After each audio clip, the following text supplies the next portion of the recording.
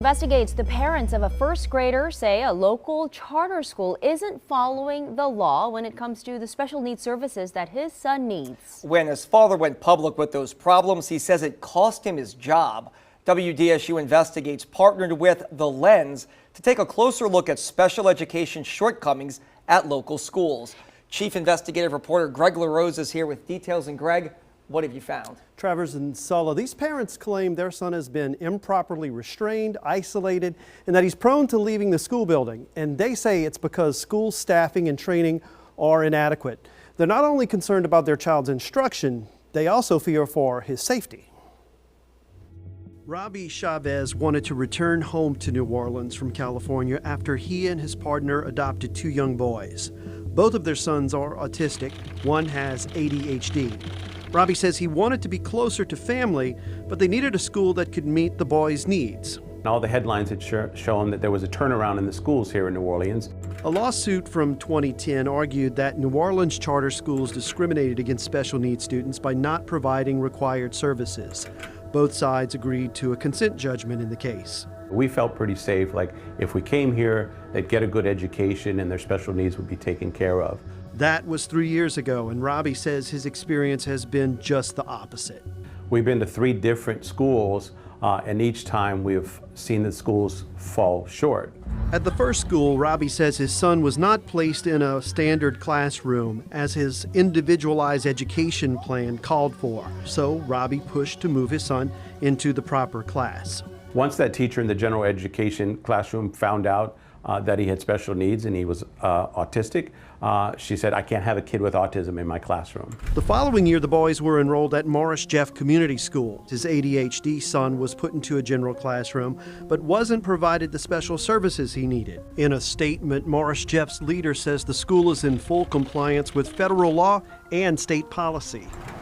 For their kindergarten year, the boys were enrolled at Bricolage Academy. Problems continued for his son with ADHD. Robbie says the boy was removed from class when he became disruptive, sometimes isolated from other students. There are some instances where we went to pick up my child. They didn't know where he was, and it would be a 5 to 10 minute period before they figured out where he was. There was once where we found him alone, sleeping with a blanket, and just totally wet from sweating. Josh Denson is the founder here at Bricolage. He wouldn't respond to Robbie's claim, citing a school policy against discussing individual students or families at the school. In an email, he pointed out that the Orleans Parish School Board audits the school's special education department and has been found in compliance every year. Robbie's sons have attended what he believed to be the 3 best schools in the city for special ed students. And all of them have fallen short. When Robbie wasn't satisfied with the response from Bricolage administrators, he took his complaints to the board of directors in late March and asked for an investigation. He says the board chairman at the time, Alan Phillipson, later spoke to him individually. So did his boss, Caroline Romer, who leads the Louisiana Association of Public Charter Schools. Both of those people came to me and said, "You should have just come to me, we could have worked it out." Robbie believes his decision to speak out cost him his job as spokesman for the charter school group. Emails Robbie shared with WDSU show he was given a severance notice on April 11th, 2 weeks after the meeting, although it doesn't specify why Robbie was being let go. When asked about Robbie's dismissal, Caroline Romer said in a statement, the association supports Robbie's efforts and will do its part by advocating for all charter schools to comply with the law. At a June Bricolage board meeting, Phillipson confirmed that he spoke to Robbie personally after he requested an investigation.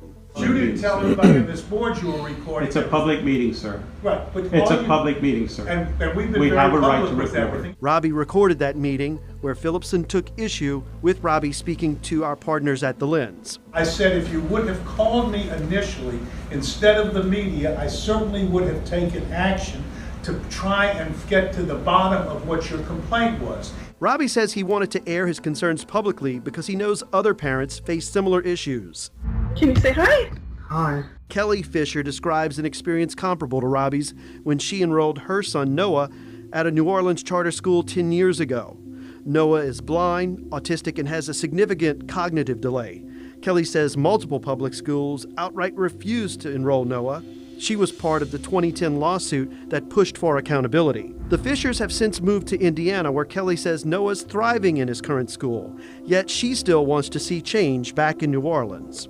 Noah's not there anymore, but there are a lot of great kids who are, and I care about those kids.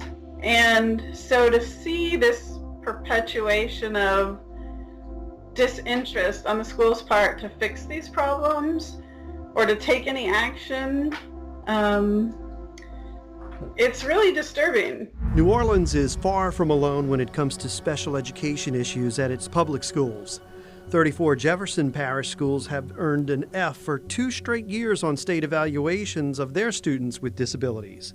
New Orleans had 28. A spokesman for Jefferson Parish Schools says a comprehensive review of its special ed program is underway. Superintendent Cade Brumley created a new special ed council in 2018 for parents and educators to help guide its policies. While similar councils are being formed in New Orleans, Robbie is still concerned for his son's safety. We're trying to get the schools to be accountable and to just do the very basic of educating my kid and keeping him safe. I worry one day I'm gonna get a call and my kid won't come home. I worry. I do. New Orleans School Superintendent Henderson Lewis and State Superintendent John White declined interviews for this story. Both stand behind the consent order in the 2010 lawsuit. You can read more about our investigation at WDSU.com and in depth at thelensnola.org.